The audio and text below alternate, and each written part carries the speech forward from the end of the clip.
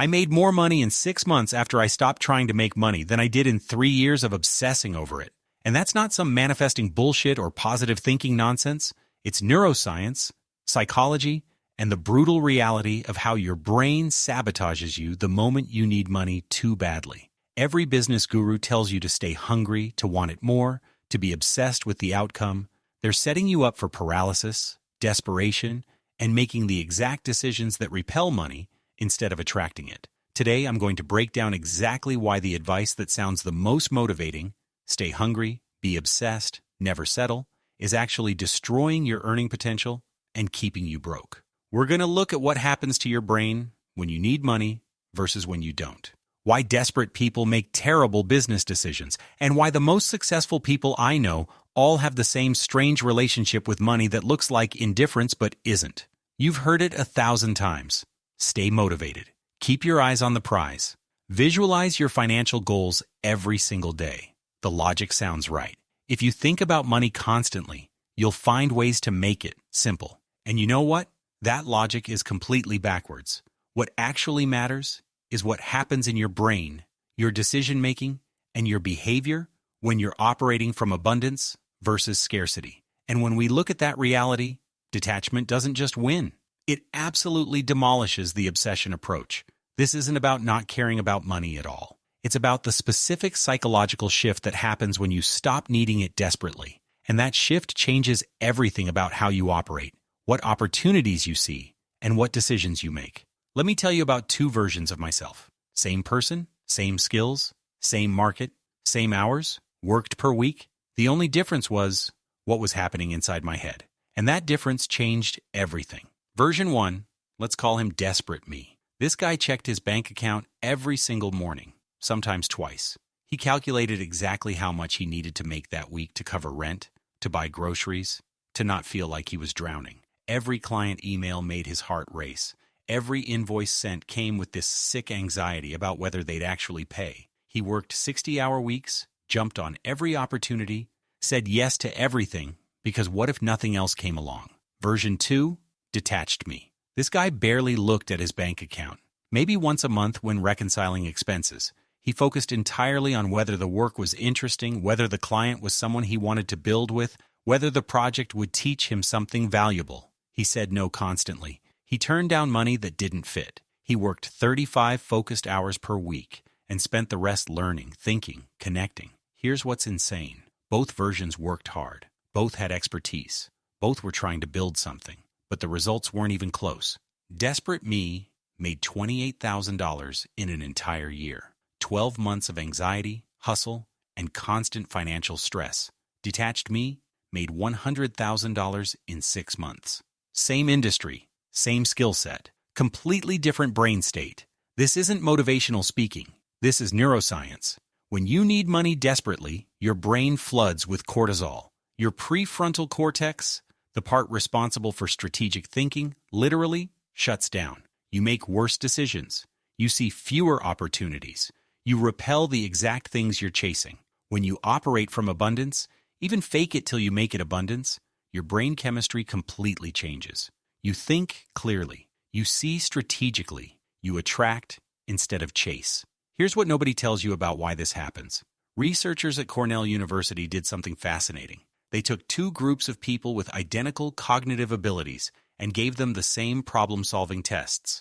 The only difference was that one group was told to imagine they were facing serious financial stress. Just imagining financial pressure dropped their effective IQ by 8 to 13 points.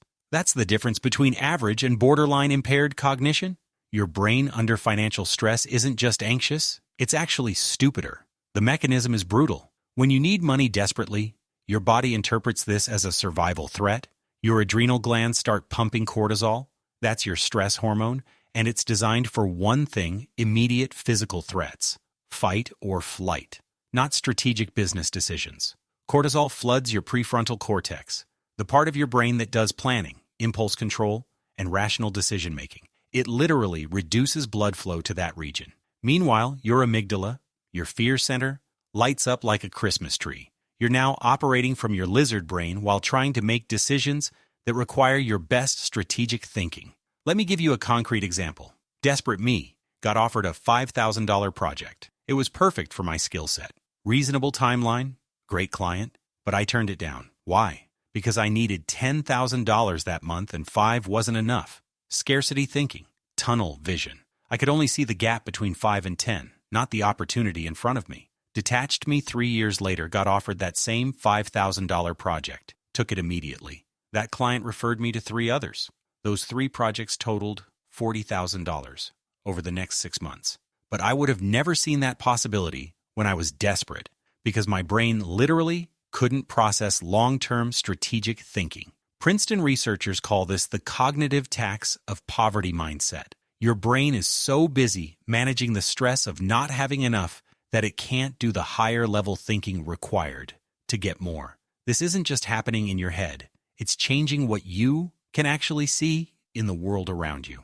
When you need money desperately, you develop this weird, selective blindness. You can only see opportunities that look like immediate cash. Everything else becomes invisible. It's not that the opportunities aren't there. It's that your brain has literally filtered them out as irrelevant to your survival. Desperate me got invited to a networking event. $50 ticket. I looked at my bank account, saw I had $300 until my next payment came in, and said no. Couldn't justify $50 on something that might not lead anywhere. That event had my future biggest client in the room, a guy who would eventually pay me $60,000 over 2 years. I missed him because I couldn't see past the $50 cost. Detached me spent $200 on an online course that seemed completely unrelated to what I was doing. It was about storytelling and narrative structure. I wasn't a writer. I was doing web development, but I wasn't desperate, so I could afford to be curious. That course taught me how to communicate value in a way that let me charge 4 times my previous rate. That single skill change added another $100,000 to my annual income within 18 months. Here's the paradox that destroys people. Desperation makes you say no to the exact things that would solve your desperation. You need money so badly that you can't afford to invest in anything that isn't guaranteed immediate return. But nothing worth having comes with guarantees. I once turned down an equity stake in a startup because they couldn't pay me cash up front. They offered me 10% equity plus $3,000. I needed $5,000 that month, so I said no, and took a different freelance gig that paid $5,000. That startup got acquired 2 years later. My 10% would have been worth nearly $200,000. I chose $5,000 in guaranteed money over $200,000 in probable money because my brain was operating in pure scarcity mode. Studies show that people under financial stress make 30% more short-term bias decisions. They literally can't see past next week. And it's not just what opportunities you see, it's how you show up to them. There's this thing that happens in sales that nobody talks about. People can smell desperation. They can't articulate it. They don't know why, but they feel it, and it repels them instantly. Desperate me would get on a sales call and immediately start over-explaining, talking too much, justifying my rates before anyone even asked. I'd present my price, and then within 30 seconds offer a discount, because I was terrified they'd say no. I'd follow up 5 times after a proposal, sometimes 6. Each email a little more desperate than the last. Hey, just checking in. Hey, wanted to see if you had any questions. Hey, I could adjust the scope if budget is an issue. Detached me would get on the same type of call and just present the value. Here's what I do. Here's what it costs. I'd get comfortable with silence. When they'd pause, I wouldn't fill it with nervous chatter. I'd just wait. And here's the key thing. I was genuinely okay with them saying no. Not pretending. Actually okay with it. Because I wasn't desperate.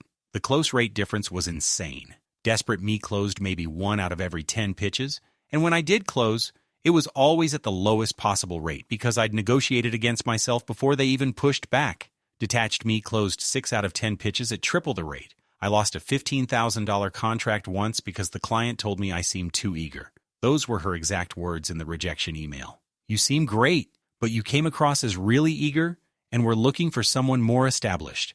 Translation, you smell desperate. And that made us think you're not actually valuable. Robert Cialdini's research on scarcity and social proof works in reverse when you're the one who's scarce. When you need the client more than they need you, every psychological principle that should work in your favor starts working against you. The way you show up is only part of it, though. Your actual decisions get worse when you're desperate, and that's where the real damage happens. Not all money is created equal. There's money that energizes you and opens doors. And there's money that drains you and closes off your future. When you're desperate, you can't tell the difference. You just see dollar signs. Desperate me took any client who would pay me. Any project, any rate, any scope. Someone needed a website for $2,000? Sure. Didn't matter that they were a nightmare to communicate with. Didn't matter that the project had no clear boundaries. Didn't matter that they wanted 17 revisions and constant availability. I needed the $2,000. That project took 80 hours. Do the math. I was making $25 per hour. I could have worked at Target for more and gotten health insurance, but it gets worse. That client never referred anyone, never left a review, just extracted value and disappeared. And because my calendar was full of their chaos, I had to turn down a potential client who would have paid me 5 times as much for work I actually enjoyed. Detached me said no to 7 out of every 10 client inquiries. Too small, wrong fit, bad energy, unclear expectations. I'd rather have an empty calendar than a full calendar of terrible work. And here's what happened. The 3 clients I said yes to were dream clients. Clear communication, respected boundaries, paid on time, referred others constantly. I took an $8,000 project that took me 20 hours. $400 per hour, same skills, same industry. The only difference was that I could afford to be selective. There's this economic principle called Gresham's Law. Bad money drives out good money. In freelancing, bad clients drive out good clients.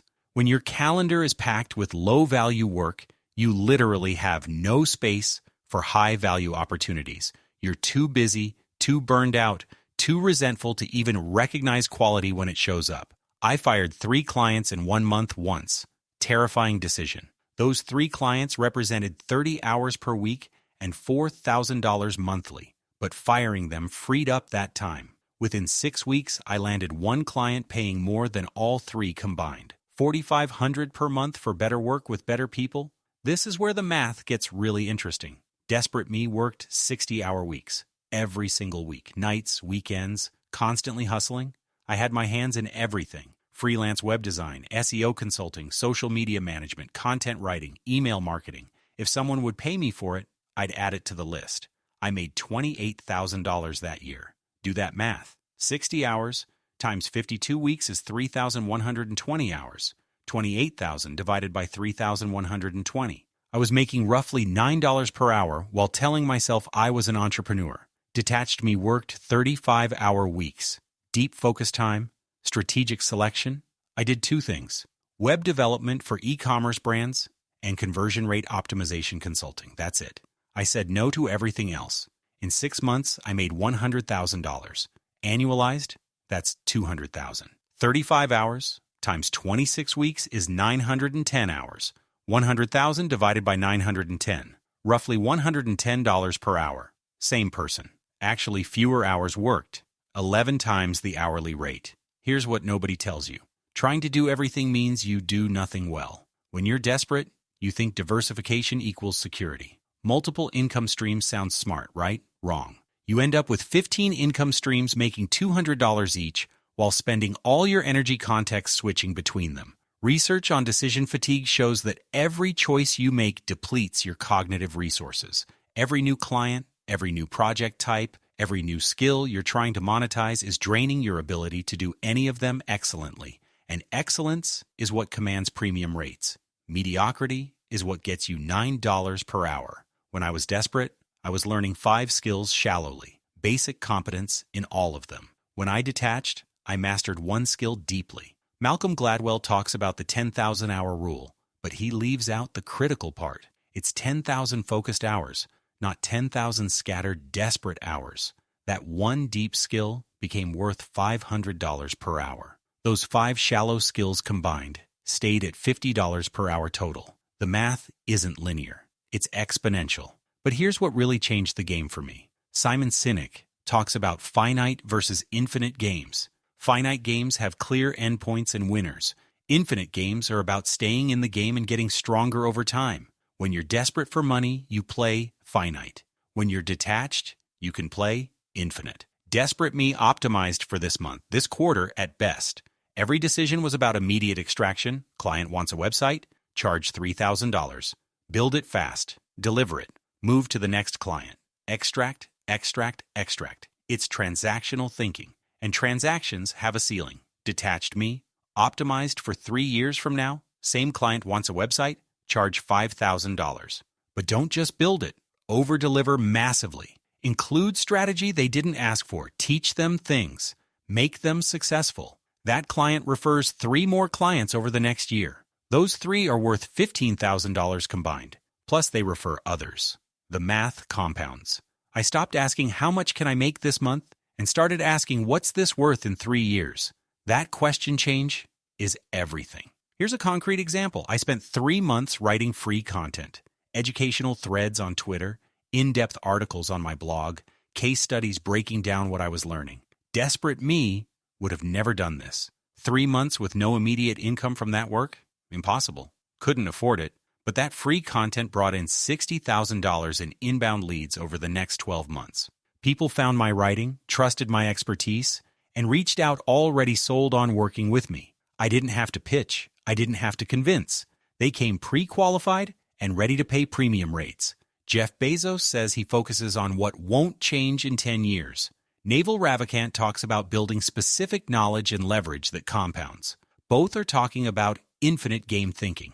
The confidence to say no to today's $1,000 because you're building toward tomorrow's $10,000. That's only possible when you're not desperate. When you can see past this week's rent to next year's freedom.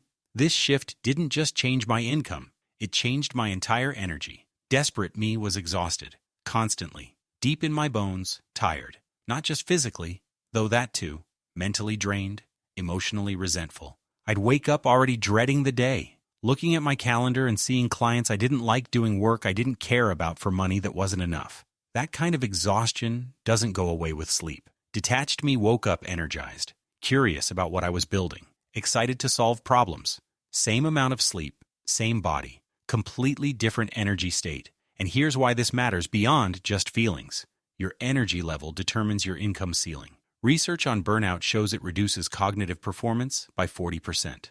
40%. When you're exhausted and resentful, you can't do the creative, strategic thinking that commands premium rates. You can only do the grinding execution work that anyone could do. And if anyone can do it, it's not valuable. Desperate me would be doing $500 website work at 11 p.m. because I needed to hit my monthly number. Making mistakes because I was tired. Those mistakes required revisions. Revisions took more time. More time meant more exhaustion. The client could feel my resentment. They'd leave a mediocre review or no review at all. No referrals. The cycle continued. Detached me turned down evening work. Protected my energy religiously. I worked when my brain was fresh, usually mornings.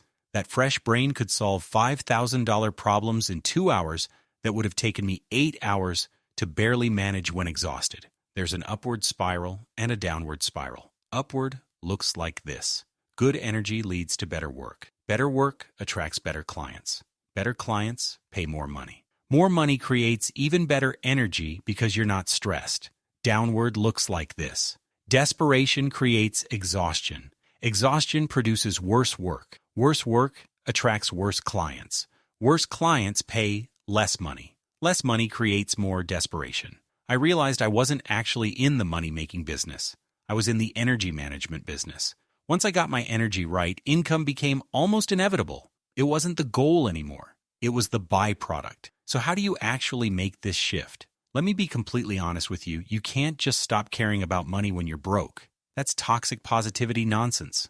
If you have $200 in your bank account and rent is due next week, detachment isn't an option. It's a fantasy. The real question is, how do you create enough psychological safety to detach? How do you build the foundation that makes abundance thinking possible? For me, it was the 3-month runway rule. I needed enough saved to cover my basic expenses for 90 days. In my situation, that was $8,000. Rent, food, utilities, minimum debt payments. Not comfortable, just survival. $8,000 bought me the ability to say no without immediate consequences. This wasn't easy. I worked a side hustle I hated for 6 months to build that buffer. Drove for Uber on weekends. Took on extra freelance work I normally would have turned down. It sucked, but it created the foundation for everything that came after. The mindset shift isn't money, doesn't matter. It's I'm safe enough to make good decisions. There's a huge difference. I also spent 3 months learning instead of earning, deliberately. I had my buffer, so I could afford to invest in skills rather than just extract immediate income. I went deep on conversion rate optimization, studied psychology, learned how to communicate value. At the time, it felt insane. 3 months with minimal income while I already wasn't making enough. But that learning created the foundation for the $100,000 6 months. There's this concept called the fuck you fund. Enough money saved that you can say fuck you to bad clients, bad opportunities, bad situations. Detachment is easier when saying no won't make you homeless. Here's what I actually did. Cut my expenses to bare minimum for 6 months. Built 1 skill to expert level instead of 5 skills to beginner level. Chose a specific niche where that skill commanded premium rates. Then said no to everything outside that niche. Detachment is a luxury, but it's a luxury you can systematically build if you're willing to sacrifice short-term comfort for long-term freedom. This isn't for everyone, though. Let me be clear about that. Detachment isn't indifference. That's a critical distinction most people miss. You should absolutely care about money, just not desperately. There's a world of difference between strategic focus and emotional neediness. Caring helps when you're setting goals, when you're tracking your metrics, when you're learning skills that will increase your earning potential, when you're analyzing what's working and what isn't. That's productive caring. That's using money as feedback. Caring hurts during pitches, during negotiations, during client selection, when you need this specific opportunity to work out or you're screwed. That's desperate caring. That's when your brain chemistry turns against you and you make terrible decisions. The difference is between I want to make $100,000 this year as a goal versus I need this client to say yes or I can't pay rent next month as desperation. One empowers you, the other destroys you. I need to acknowledge something real. Some people genuinely cannot afford the psychological buffer period I described. Single parents, people with medical debt, people supporting family members. The privilege of being able to take 3 months to learn instead of earn isn't available to everyone. For those people, the strategy has to be different. Micro-detachment. Practice abundance thinking in one narrow area while still grinding in others. Be desperate for freelance money in general, but detached about which specific clients. Be hungry for revenue, but selective about which revenue streams. It's not all or nothing. It's finding the places where you can afford to be strategic instead of reactive. Here's what I've realized. Money comes to people who don't need it desperately because they make better decisions. Your job isn't to not care about money. Your job is to create the conditions where you can afford not to need it desperately. Desperate me needed money, made bad decisions from that need, stayed broke because of those decisions. Detached me built enough safety to make good decisions. Good decisions attracted money. Money created more safety. The cycle reinforced itself. Stop optimizing for this month's rent. Start building for next year's freedom. Because the best financial decision isn't the one that pays the most today. It's the one you can make from abundance instead of fear.